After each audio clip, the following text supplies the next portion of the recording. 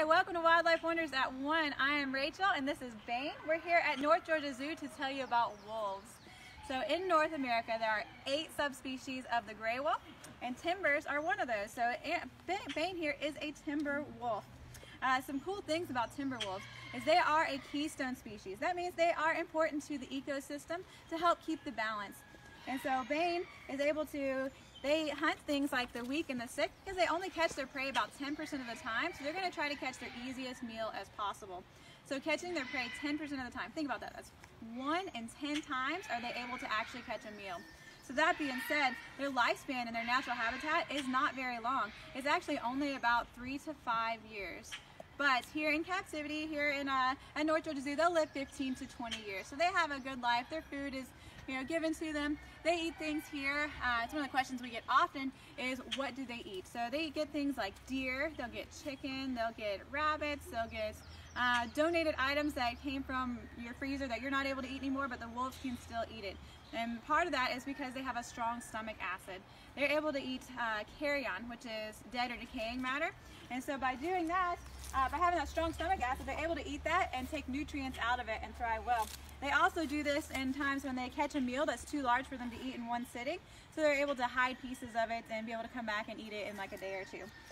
So Bane here is going to move around a little bit. We're going to try to keep his attention. Their attention span is short.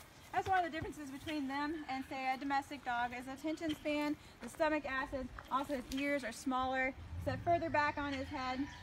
But also take a look at his eyes. He has these beautiful golden color eyes, and that actually is a wolf trait. They're only going to have like golden, amber, or green colored eyes. They will not ever have blue eyes. That is a domesticated trait found in like huskies. So wolves are always going to have that beautiful golden color there. They also have a strong jaw pressure. Looking at the side of his head, he's able to chew through bone and eat the bone, get the calcium out of that, and be able to break it down in his stomach and to be able to survive well. Wolves are also a very family-oriented animal. He's listening and he's doing what I'm telling him to come down. He may even roll over here for a nice little belly rub, and that's because he trusts me. We do have a strong relationship. They are going to live in packs or families that help take care of one another. So only catching their food, come on up, bud. Only catching their food 10% of the time is going to be vital for them to work together to survive.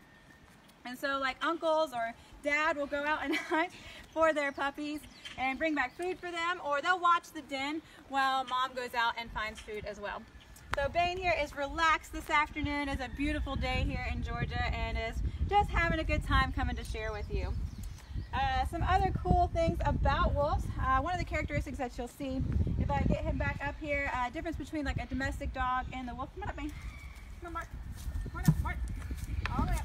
Notice his tail. He doesn't raise his tail very high. Keeping it low profile, it helps them to be able to stay hidden in the woods. So like if he were in the woods and we're flipping that tail up, they'd be more easily seen. So it stays down and kind of low. They don't wag it in like greeting like a domestic dog would. But so he keeps that low to be able to keep himself protected there. So Bane here has come to say hi, and we're going to go ahead and say bye today. Thank you for tuning in and learning a little bit about our wolves here at North Georgia Zoo.